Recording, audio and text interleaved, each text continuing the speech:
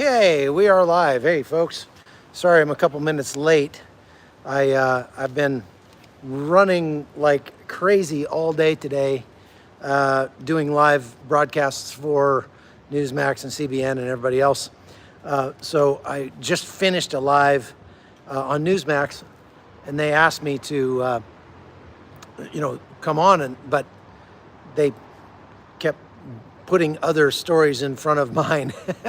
So I was like, I was hoping to be done by now, but finally got my live finished, and I had to run all the way back to the hotel and get ready for this.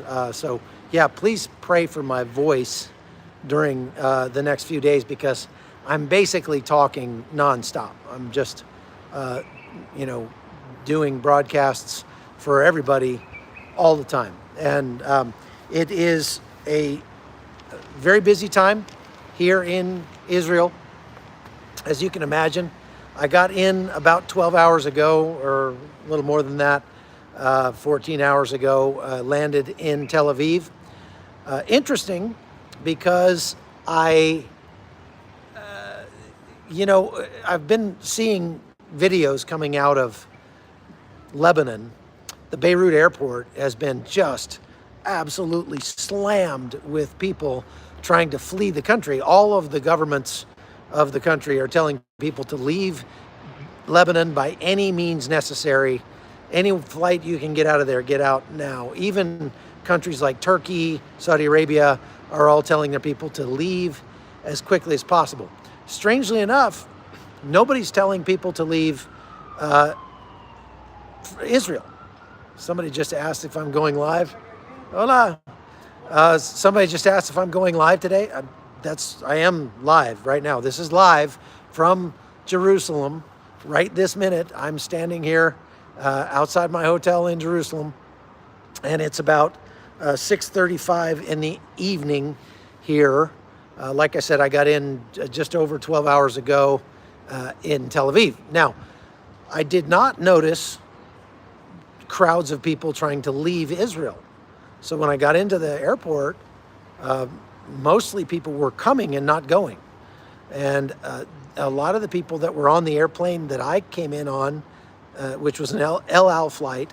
El Al is the only airline that I know of that's actually flying into Israel right now. Everybody else has canceled their flights. As a matter of fact, I had 3 separate itineraries canceled as I was trying to get into Israel in advance of this attack that is apparently supposed to happen in any moment. And so I expected that the flights into Israel would be pretty much empty, but I was wrong. Everything was booked solid.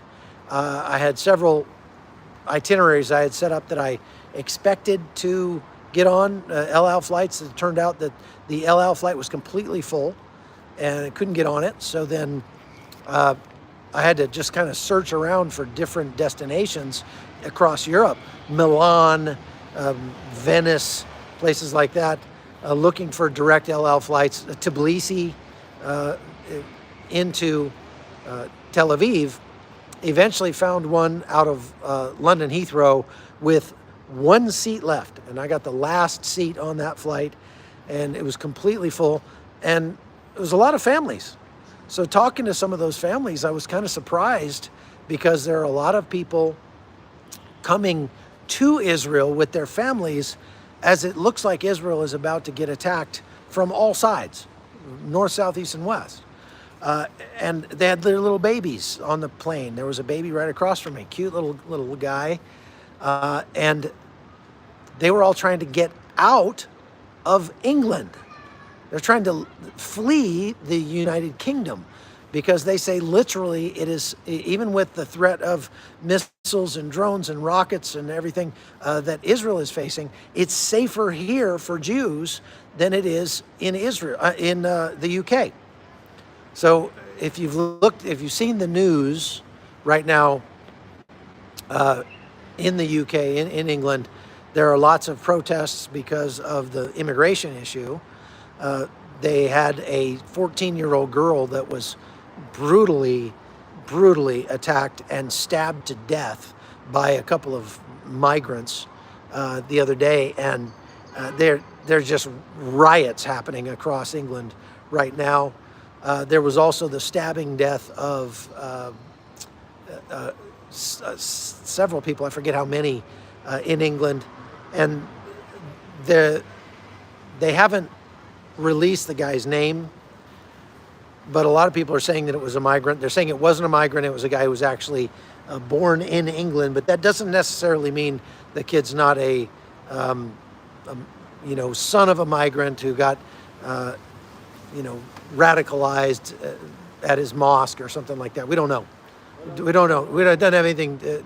We have no idea because the police won't release information about the killing, and so they're saying, well, there's a lot of people in Great Britain right now that are just livid. They're very.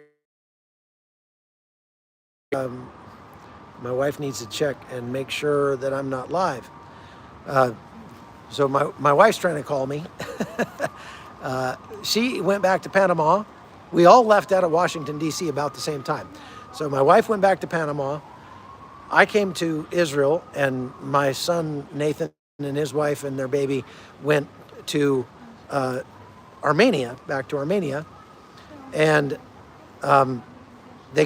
we all got delayed. All the flights got delayed because of weather. And in so doing, they missed their connection out of Qatar. So right now, Nathan is moderating the live chat from Qatar as they're waiting on a new airplane to take them back to Armenia. So Nathan, since you're listening, call your mother and tell her not to call me right now because I'm live. Anyway, coming into Tel Aviv, there were lots of people at the airport, but they were all welcoming people there. Let's see here. Let's see if I redo my camera, make sure everybody's got it. Now, let's talk about whether or not Israel is likely to make a preemptive strike on their enemies. That's what this is about. And I just wanted to give you kind of a background on what's going on in Israel right now.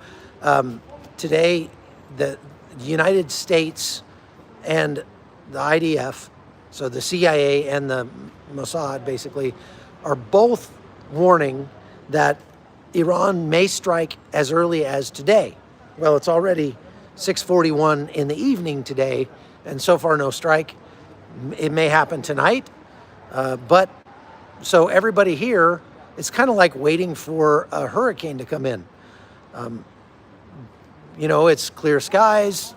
The weather service is telling you that the hurricane is coming and it's going to be big, and yet it seems fine. So people are kind of going about their business, doing their last minute shopping and everything like that. So that's kind of what we've seen here today. Strange thing about that's kind of just kind of weird, surreal about being in Jerusalem today is here at this hotel that I'm at, they had a kids' summer camp today. So with the news, all people setting their hair on fire and saying that, the world is going to end in Israel anytime today, there's like 200 kids running around right here where I'm standing all day today having fun.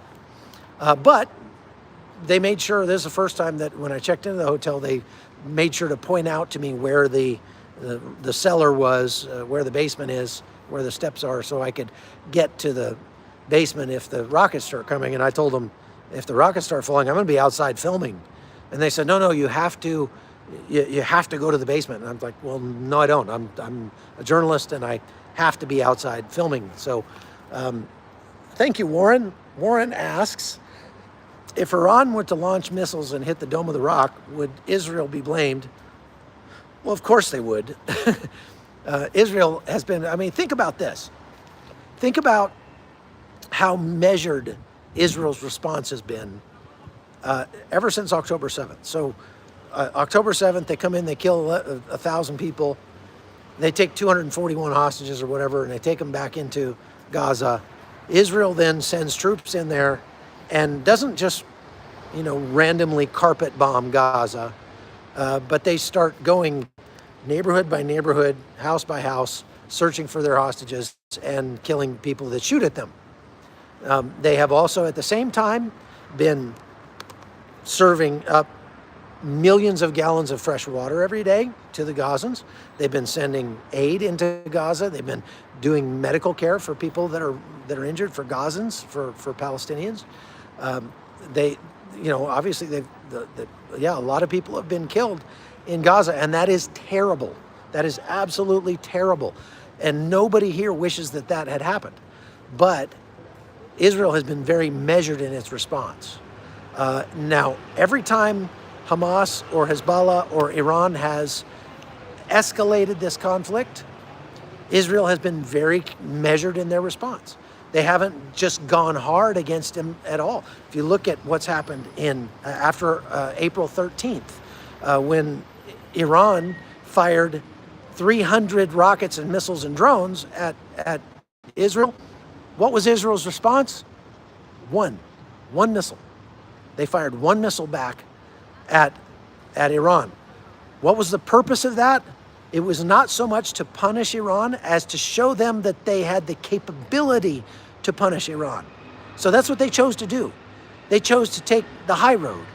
They chose to be the better country and to go, we're not going to send hundreds of, unguided missiles that are probably going to kill a bunch of civilians. We're going to send one missile very precisely into a very sensitive place in Iran to show you what we can do if we choose to.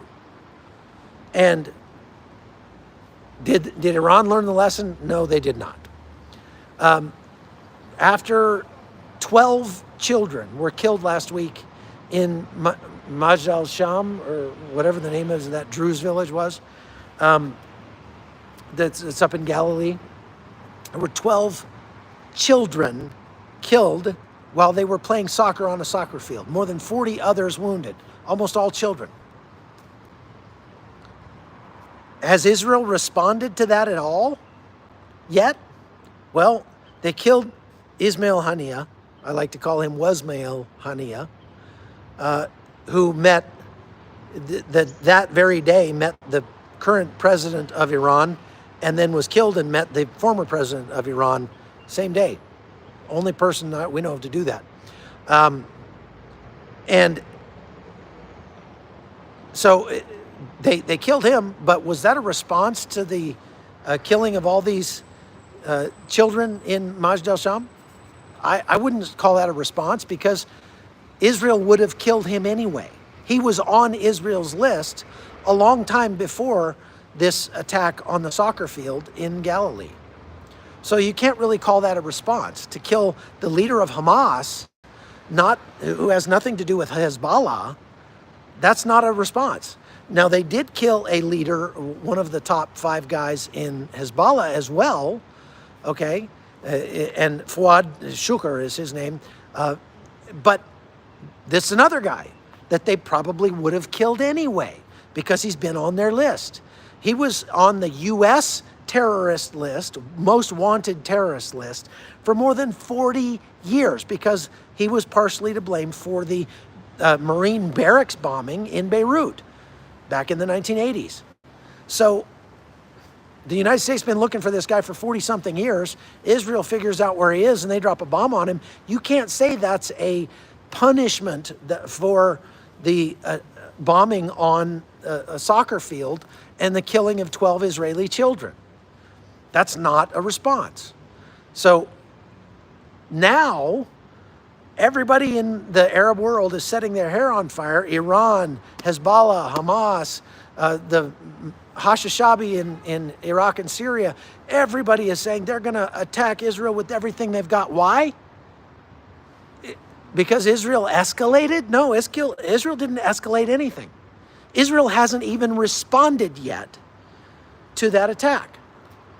Now, they still may, and if they do, hopefully it'll be more than sending one missile into someplace as a show of force. Now, the United States is putting a lot of pressure on Israel not to do that. But I want to talk more about this idea of a preemptive strike. Now, if you see Israel striking some important sites in Iran or in Lebanon or in Syria or Iraq over the next 24 hours, okay, somebody's asking about Oscar. Oscar is hoping to get here as soon as he can. If you want to donate to help Oscar get here, Oscar Ramirez is a wonderful Mexican journalist, great friend, and very, very humble guy who is self-funded, and he's trying to fund a trip here. So I was telling people last week, if you're going to send donations to me, I'm going to send those donations to Oscar to try to help Oscar get here, because he can reach 500 million Latinos across Latin America that need to hear this story as well, okay? So we're trying to get him here. It's a perfect time for him to come because he can stay with me. He can ride in my car. He can, it's a very inexpensive trip for him. All he has to do is get here. We just have to get him enough money to be able to do it. So One Tired Mama just put up on the chat box his link to donate directly to him. I suggest that you go do that and subscribe to his channel, because he does do reporting in English, and it's very good first source journalism where he is actually going to the source and not just quoting other people. So Oscar's a great guy. You should support him and subscribe to his YouTube channel. Now, folks, will Israel perform a preemptive strike? I'm going to say yes. Why? I'm sorry, Kathleen had a question. I'm going to try to go through the questions here, but let me just finish my train of thought, because it's just really distracting for people when I keep getting distracted on these. So please forgive me if I haven't gotten to your question in the chat box. There's so many things flying by there. I can't maintain my train of thought if I just try to answer everybody's questions right now. So I'm going to set aside some time in a minute to go back and answer your questions, and then I'll go on, and then I'll set aside some time at the end to do that as well. Now, Israel has a long history of preemptive strikes. If you go back and look throughout Israel's history, one of the reasons why Israel won the Six-Day War in 1967 was because they performed a preemptive strike on, it was June 5th, 1967. They dropped bombs on Egypt's Air Force. Now, at that time, sorry about that, got disconnected. The Wi-Fi here at this hotel leaves a lot to be desired. So sorry about that, but I just switched to cellular, so we should be good. Okay, so Israel has a long history of preemptive strikes. Like I was saying, they likely won the Six-Day War because of a preemptive strike.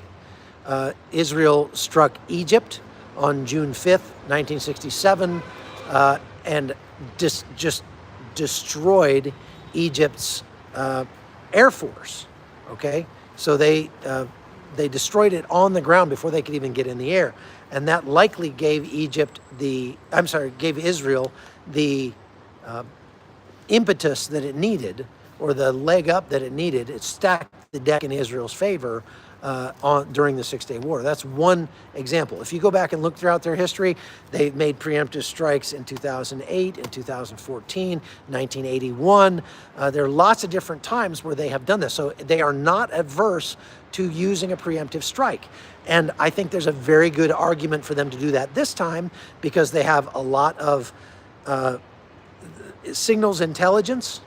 They have a lot of help from the United States in that regard. So both the U.S. and Israel and other countries are flying satellites and drones and everything else over Lebanon and over Syria and over Iraq and even over Iran, and looking at them and looking for signs that they are preparing to attack.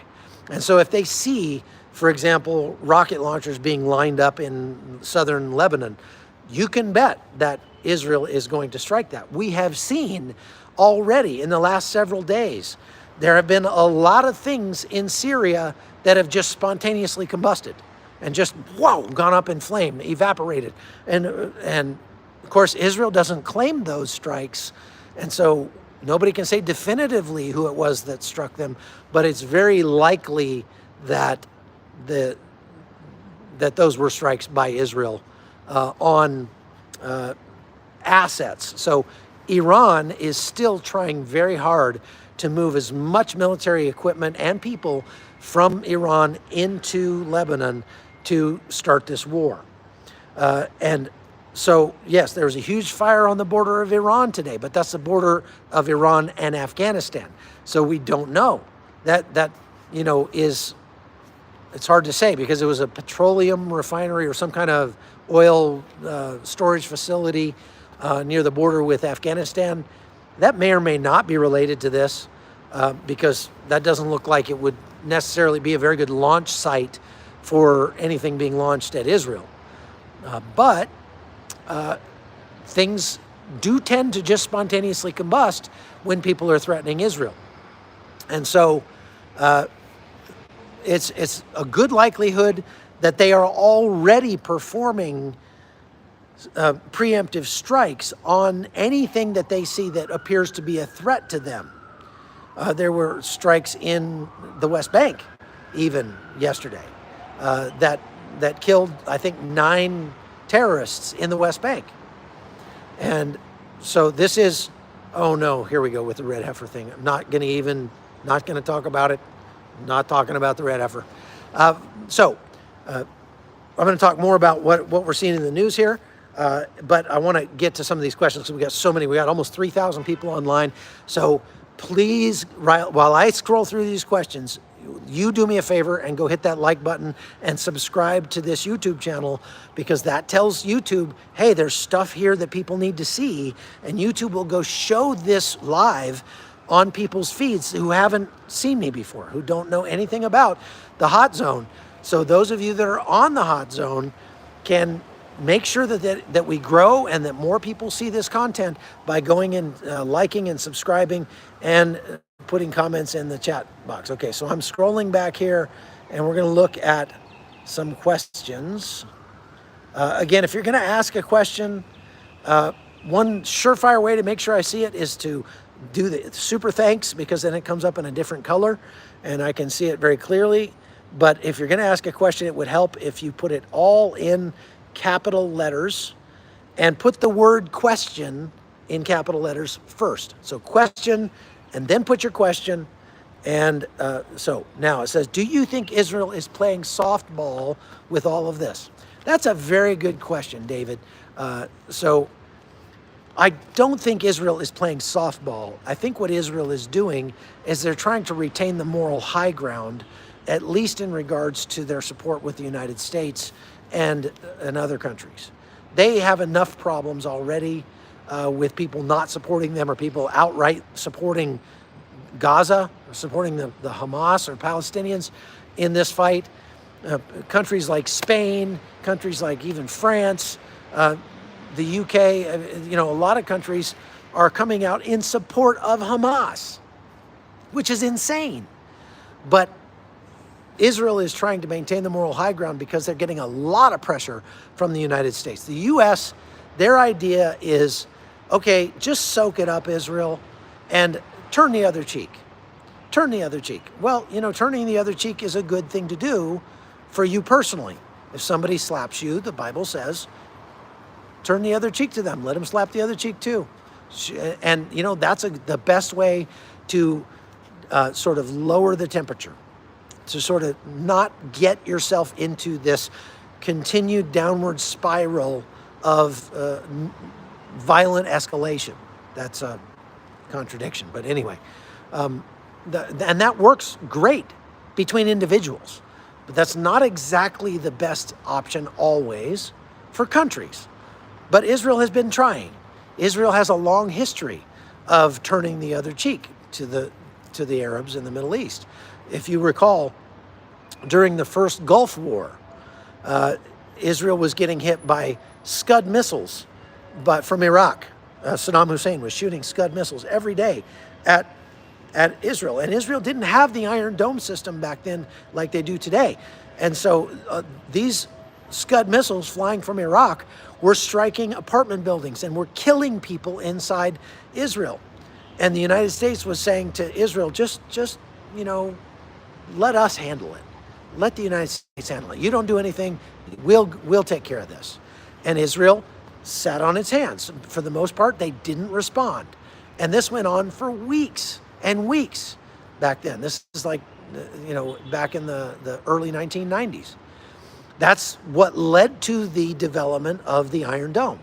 So think about, since the 1990s when the Iron Dome was put into place, between then and now, more than 2 decades have gone by. And Israel has had literally thousands of rockets and missiles and drones and mortars and artillery and everything, flaming balloons, you name it, fired at it from Gaza, from Lebanon, from Syria. And I've been here and reported on many of that personally, many of those attacks personally.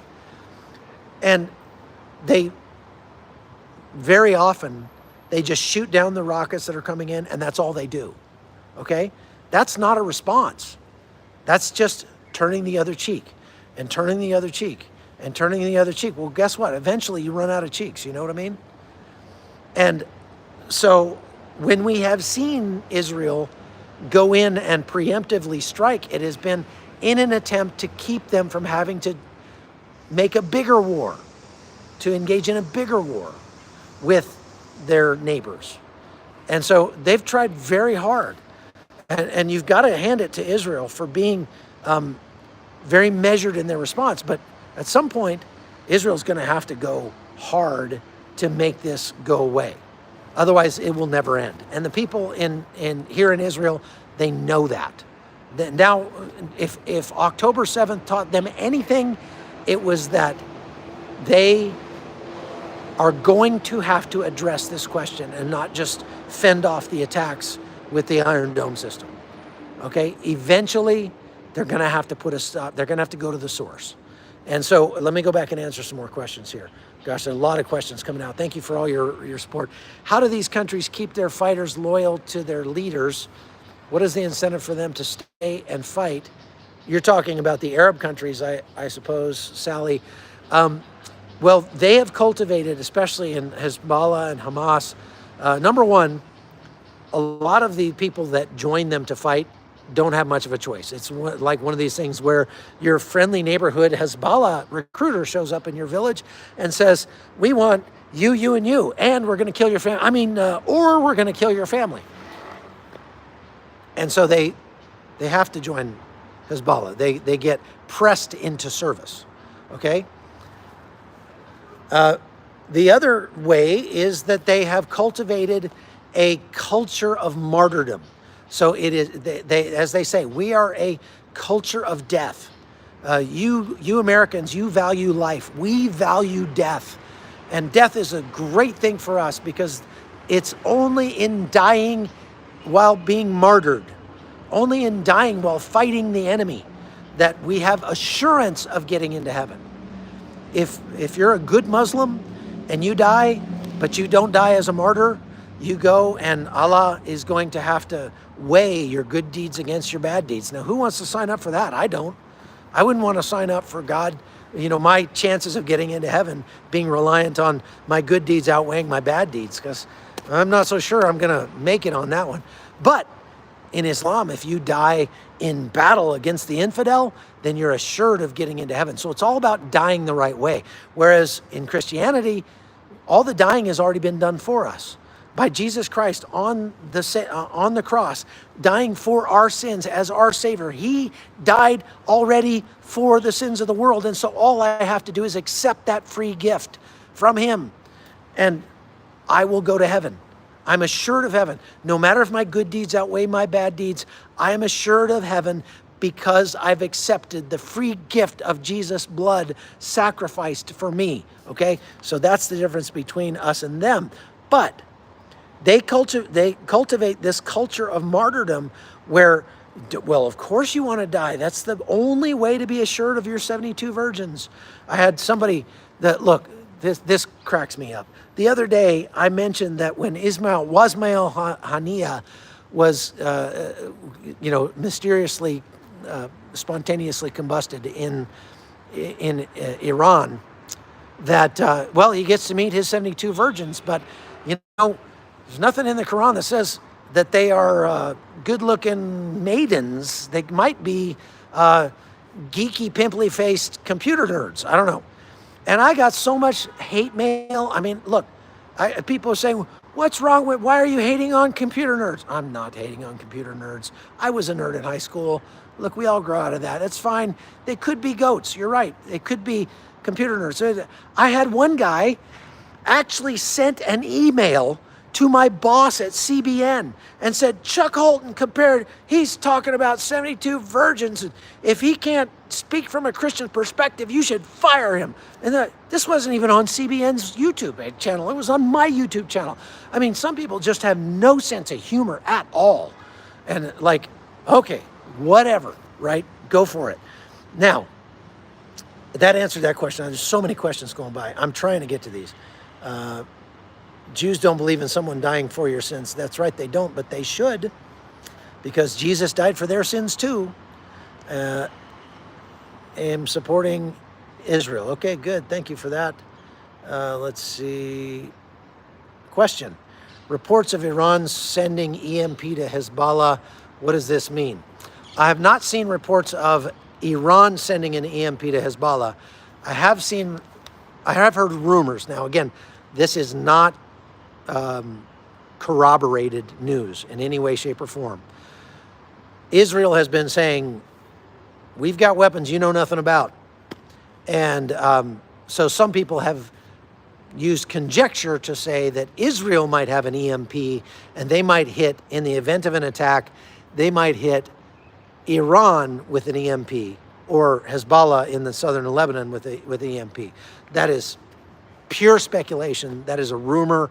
But it's not out of there's a, as they say in computer world, there's a non-zero chance of that happening, meaning there's always a possibility that could actually be the case.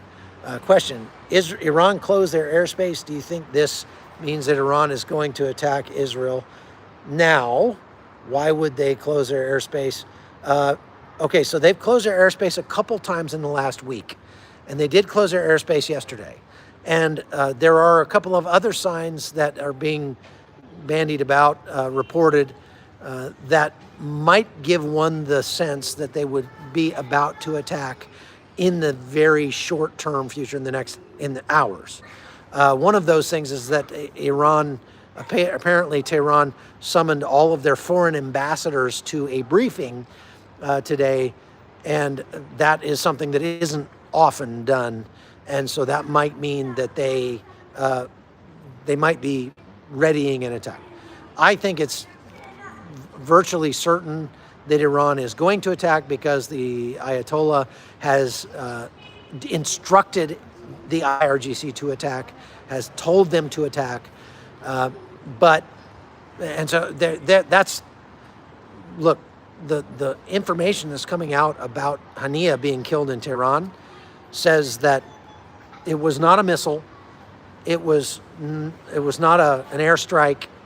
It was not a drone strike or anything like that.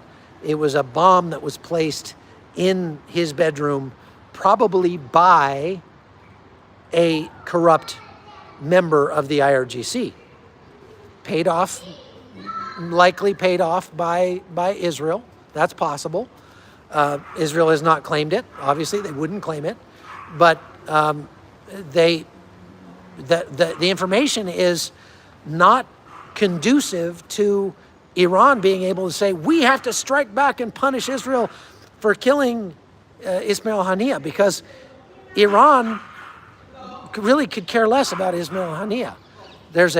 We don't have Beeper Guy, but we do have a very hostile, tiny little dog that's barking. It's like a squirrel in a polar bear suit. It's a Pomeranian. It's a beautiful dog. Wonderful dog. Thank you. I'm live. I'm reporting live. That's okay. No problem. Very cute. Very cute. I wish I had one. It's the messaging is not in Iran's favor to make Iran look like they have a very good reason to attack Israel directly because of this. Again, Israel has yet to respond to that attack on the soccer field. Killing Ismail Haniyeh was an attack of opportunity. It was a target of opportunity, and it just so happened that he was in Tehran. As a matter of fact, it turns out that Israel had planned to kill Ismail Haniyeh when he attended the funeral for Iran's former president. This is several months ago. But they didn't. Why? And it would have been in the same building, in the same bedroom, and all that. They didn't because they determined that there were too many civilians around. Because Israel is a moral country. Israel is a country that does try to value civilians and doesn't try to just kill civilians if they can get away with it. So they actually passed on killing the #1 guy in Hamas already once because there were civilians around. Think about that. Think about what that says about the morality of the IDF, okay, of the Mossad. And so,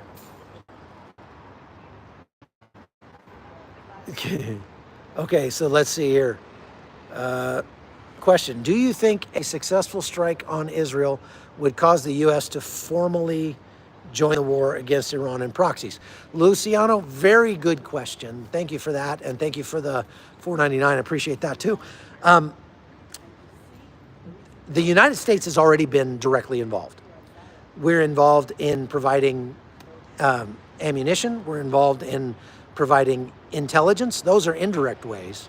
But the last time Iran attacked directly to Israel on April 13th, the United States had aircraft in the skies shooting those down. Since then, the United States has had ships in the Red Sea and the Gulf of Aden shooting down Houthi drones and missiles, some of which were aimed at Israel. So those are American troops at risk.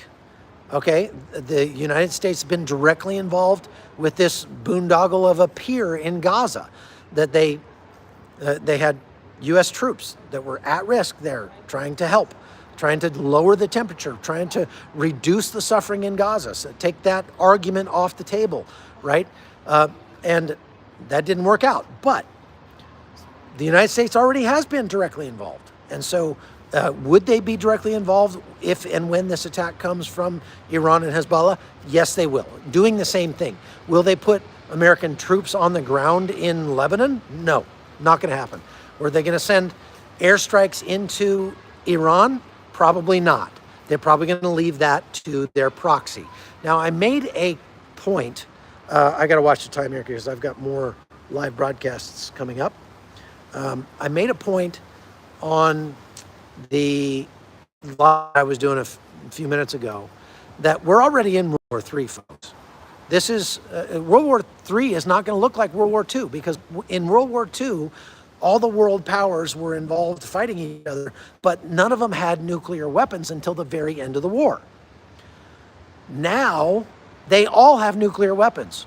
And so the United States cannot go to war with Russia. The United States cannot go to war with China. The United States does not want to go to war with these primary players because it would eventually go nuclear and the whole world would be wiped out. That's the inherent sort of, idea of having nuclear weapons, is that it's a deterrent all around.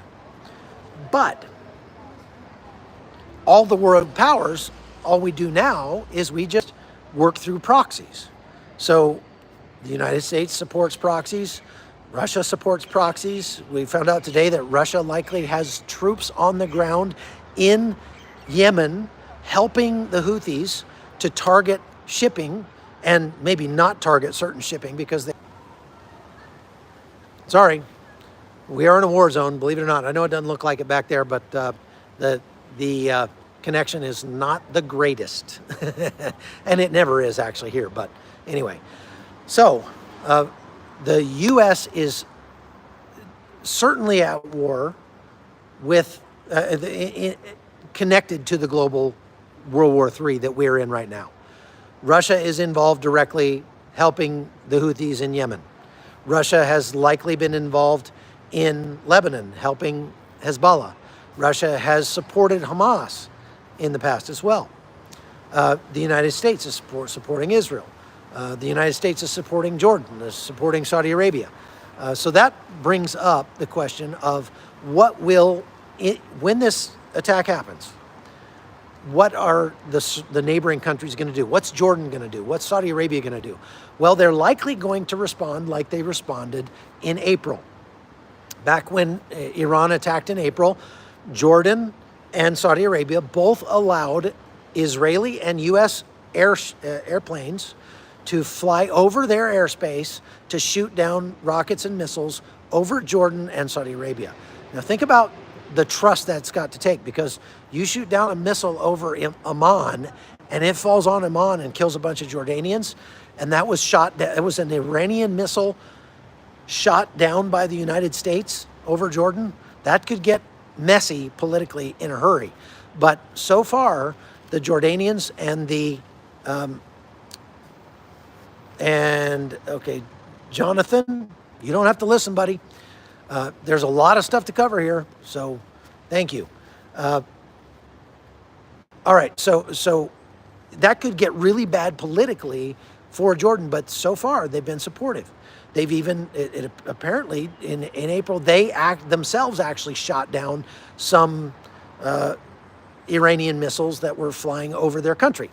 Now, I would expect that they will do that again. And how do I know this? Well, the CENTCOM commander, who's a 4-star general named Eric Kurilla, came to Israel yesterday and then went from Israel to Jordan today. There were 4 military aircraft from the United States that landed in Jordan today. Those military aircraft, some of them were cargo aircraft, like C-17s, very large cargo aircraft. What kind of cargo might the United States be delivering to the country of Jordan today, right now? Well, Jordan has Patriot missile batteries. That's right, the American anti-missile defense batteries. Jordan has some of those. It's a very good chance that the United States is delivering extra ammunition for those Patriot missile batteries to Jordan today, in anticipation of the fact that Jordan will help us shoot down Iranian missiles that are flying over their country on their way to Israel. That's very, very likely what we saw happen today. General Kurilla went to Jordan to meet with the Jordanian leadership to make sure that the Jordanian leadership is on board and that we're all copacetic here when this happens. Also, I would say the United States has been putting maximum, and I mean maximum, diplomatic pressure on Hezbollah and on Iran, and saying, this will not be a good idea. Don't do it. Don't do it. Now, last time, that didn't help a whole lot. Back in April, if you recall, somebody asked President Biden what his message to Iran would be, and President Biden said, don't. And they did. So just, that kind of rhetoric is not a deterrent to the extremist regime in Iran or Hezbollah. But I think that this time the rhetoric might have gotten a little more pointed, and that is messaging. We don't know for sure, but there are channels, there are back channels that we can use to communicate with Iran and with Hezbollah, and those channels might be saying something like, if you attack Israel like this, some of your nuclear sites, or all of them, might just evaporate. Don't know how, but wouldn't be surprised if some of your nuclear capability gets wiped off the map if this happens. And that kind of messaging might be the kind of messaging that would get through to Hezbollah or to Iran a little more strongly than just a don't do it. Okay, so there's that. Okay, now I wanted to show you today's newspaper. This is the Jerusalem Post in English here, all right? And the things that are top of the fold here is that IDF maintains no change in defense policy for civilians. What that means is that, look, up until now, since October 7th, the Israeli government has maintained this, like everybody within 5 kilometers of the border with Lebanon needs to leave and go live in a hotel someplace. Most of those people have been living in hotels for now more than 300 days. Can you imagine your family, 4 kids or something like that, crammed into a hotel room for nearly a year, not being able to go to your job, just having to hang out by the pool? Incidentally, in most of the refugee hotels that I've been to, the pools have been closed, so there's not even that to do. And so not fun. Well, so the Israeli government is saying, for the moment, we're not telling more people to evacuate, but if this thing goes kinetic and goes badly, meaning we start to get overwhelmed with rockets and missiles and stuff, then we may change our minds. And there were reports out today that the Israeli government is planning for the potential of people having to evacuate all the way from the north, all the way down to Jerusalem. So that would be like 40% of Israeli workers having to leave their jobs and having to head south to try to get away from the rocket fire and the mortar fire and the missile fire in the north. That could be catastrophic for the Israeli economy. They're saying that the Israeli government is planning already to set up camps out in the Negev desert for up to 1 million people, up to 1 million people might have to evacuate from the central and northern part of the country. That could be absolutely catastrophic. Imagine how expensive that would be for Israel. Now, they do have a lot of troops on the border. The IDF has a lot of troops on the border right now with Lebanon. And they've been training, they've been arming, they've been preparing. How's it going, guys? They've been getting everything ready for a ground incursion into Lebanon, but so far, nothing. And those troops have to eat, they've got to stay motivated, and the longer they sit there, the more difficult that is, the more costly that is. And so the clock is ticking, folks. If they're going to attack in the north, they're going to have to do it some sooner rather than later. Let's put it that way. Sooner rather than later, they're going to have to do it. So I'm going to we've got this gay guy that's getting pictures taken over there. So I'm going to move this over here so you don't have to look at that. Okay, so man, so many questions here. So many questions, and I've only got 8 minutes left. Do you think that some reports saying that 1,500 drones, missiles, and cruise missiles will be used in this waves are realistic? That's a good question, Adam. Listen, all the experts are saying that Hezbollah has these, 100,000 missiles, 150,000 missiles, and that they're going to overwhelm the defenses and all that. These are what the experts are saying.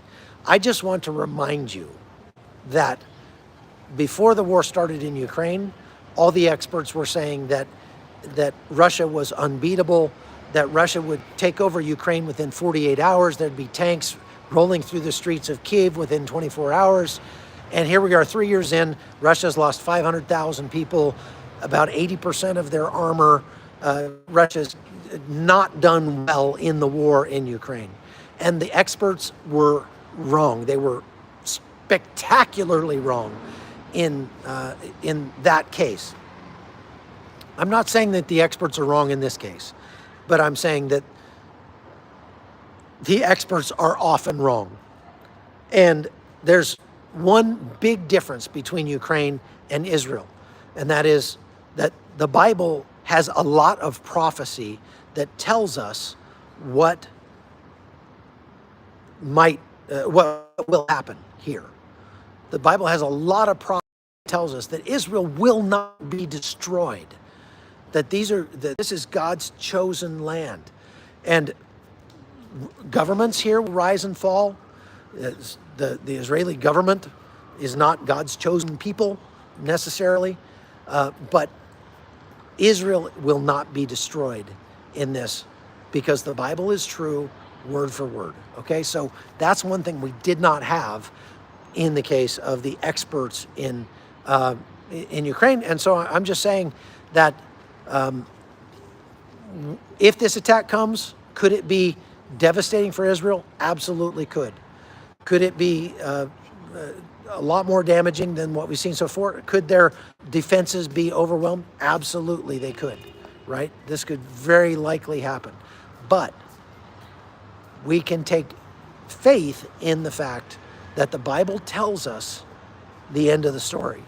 And the end of the story, God wins. God wins. And so Israel is still going to be here. Now, a couple more questions. I got about 6 minutes, and I'm going to have to go because I've got more. Let's see here. Question: is the USA sending draft letters out to young men? No, they are not. The United States is not drafting anybody. The United States has a selective service whereby young people have to register for the draft. They've recently made some changes to that where now young women and men both have to register for the draft. And since they knew that a lot of young women were going to say, yeah, not doing that, personally, there's no way I'm going to allow my daughters to register for the draft. When they made that change, they also made it automatic. So when you turn 18, you are automatically registered for the draft. You don't have to register anymore. So that's a whole different podcast. I'm not going to go further into that right now. Okay. Let's see. Folks, please go and hit the subscribe button. Again, I just want to mention it means a lot to YouTube when you subscribe or like this channel, like this podcast, comment in the comments saying, engage that is with this channel however you can, because when you do that, then YouTube's algorithm, their little computer goes out and says, oh, people like this live channel, and so we're going to show this to other people who are looking for live content who have never seen it before. And it helps the channel grow. It helps the message get out to more people. So please do that. It doesn't cost you anything. If you want to support my work, if you want to help keep me in the field, bringing you this content, you can go to chuckholton.com and you can subscribe over there. More than 12,000 people have subscribed already over there. And that means a lot to us. That's very, very helpful for us in terms of keeping me in the field, in terms of making me independent. So I'm not dependent on any of my outlets that I report for in order to be able to do this job.